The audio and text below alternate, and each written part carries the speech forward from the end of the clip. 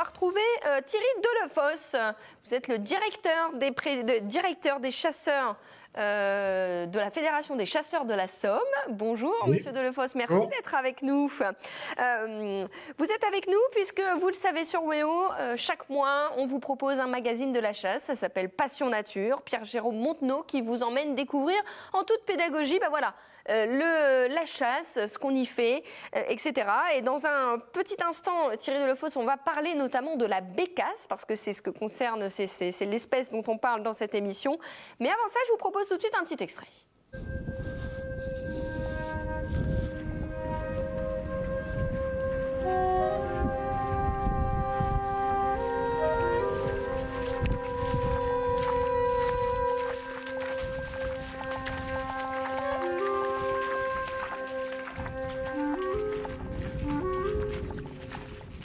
Alors Claude, on est sur une plaine, on est la nuit.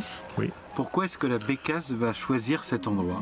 On est sur une prairie, dans une prairie pâturée par des bovins au printemps, l'été et en début d'automne. Et donc ces prairies pâturées regorgent de lombrics, de ce qu'on appelle plus communément des vers de terre, qui sont quand même une des bases du régime alimentaire de la bécasse. Avec ce long bec de la bécasse, elle va trouver sa pitance. Tout à fait. Donc le sol, et en plus cette année, est relativement mou et permet à la bécasse, en piquant le sol avec son bec, d'aller chercher le ver de terre, le lombric. Au programme donc de ce Passion Nature de ce mois de février, la bécasse. Thierry Delefosse, je rappelle que vous êtes le directeur de la Fédération des chasseurs de la Somme. On peut dire déjà quelques mots sur la bécasse. Alors déjà, on s'est mis dans l'ambiance. Elle est active la nuit, cette bécasse, c'est bien ça ? Elle va se nourrir la nuit, effectivement, dans les prés, comme ce qu'on a vu là sur un petit reportage. Elle va chercher sa nourriture dans les zones ouvertes. Et le jour, elle revient plutôt s'abriter en forêt. Alors, c'est un oiseau migrateur. Ça veut dire qu'elle s'arrête chez nous quand il fait trop froid en Russie, ou comment ça se passe ? Expliquez-nous.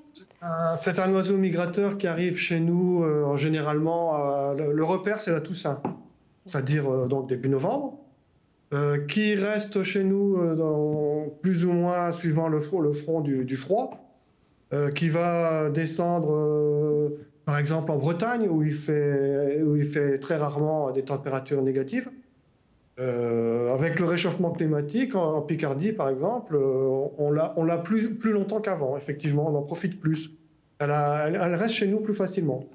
Tant qu'il n'y a pas tant que la terre n'est pas gelée, ce qui évidemment l'empêche de se nourrir, elle reste dans ses cantonnements.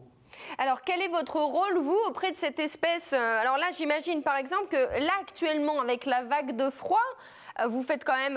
c'est une espèce qui n'est pas menacée, la bécasse. Pour autant, vous faites attention.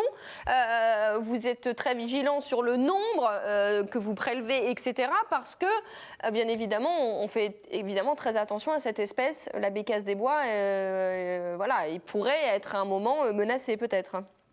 C'est une espèce qui n'est pas menacée, mais qui effectivement retient beaucoup notre attention, ne serait-ce que par la bécasse pour les chasseurs, c'est quelque chose de particulier.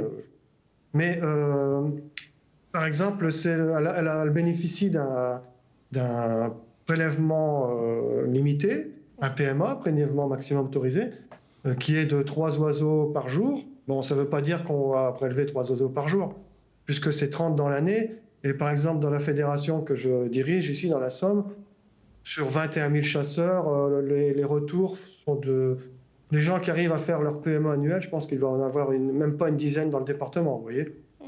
Mais c'est quand même une mesure qui est utile quand les températures baissent, comme en ce moment, ou bien quand il y a des concentrations d'oiseaux pour X raisons, il y a quand même une limitation qui est très importante. Et actuellement, cette limitation n'est même plus suffisante, puisque là, on a quand même des conditions qui sont très particulières. La terre est gelée,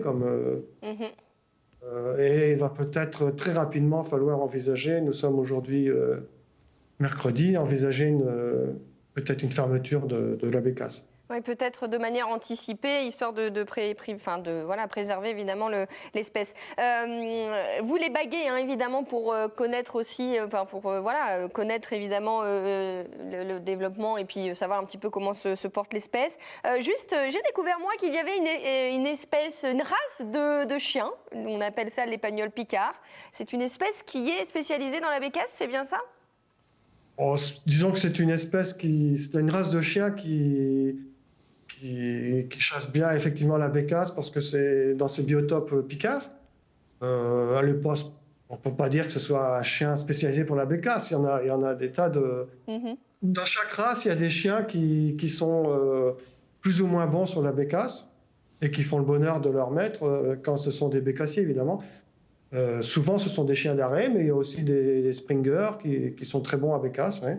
Bon, donc l'épagnol picard. Vous disiez tout à l'heure, la bécasse, c'est particulier pour les chasseurs. En quoi c'est particulier? Donc déjà c'est la nuit. Déjà, c'est une des particularités. Mais est-ce que ça représente quelque chose d'un peu plus important ou... Bon, la nuit, on ne la chasse pas, bien entendu. C'est particulier parce que c'est un oiseau qui a longtemps été très mystérieux, qui arrive, donc je vous le disais, début novembre, qui est souvent dans les mêmes endroits et on se demande toujours pourquoi. C'est un oiseau qui est assez fantasque, qui est passionnant, qui est difficile à chasser, qui requiert des chiens créancés, qui est difficile à tirer aussi parce que c'est un vol très particulier. Souvent, on appelle ça les bécasses, souvent en fin de saison, on appelle ça des sorcières parce qu'elles ont des ruses qui font qu'elles échappent souvent aux chasseurs. Et puis aussi, c'est un oiseau qui a la particularité d'être très bon à manger. Au niveau culinaire, c'est un plaisir. Donc la bécasse, oui, au cœur des chasseurs, c'est vraiment un oiseau particulier. D'ailleurs, en littérature, on parle souvent de la bécasse, ne serait-ce que déjà Maupassant avec les fameux contes de la bécasse, vous voyez. Bon, écoutez, en tout cas, pour tout savoir sur la bécasse, rendez-vous sur WEO ce samedi à 11h et 19h, ce dimanche à midi et 22h. Passion Nature, votre magazine de la chasse des Hauts-de-France. Merci beaucoup Thierry Delefosse d'avoir été avec nous.